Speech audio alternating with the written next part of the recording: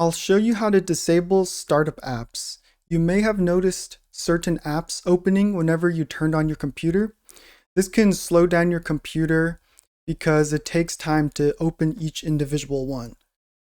So to disable them, you first right-click on the taskbar down here in the empty space, and then click on Task Manager. So now you want to go to this icon on the left called Startup Apps.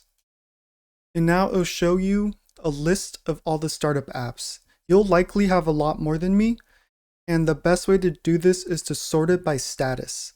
So you can see all of these are enabled.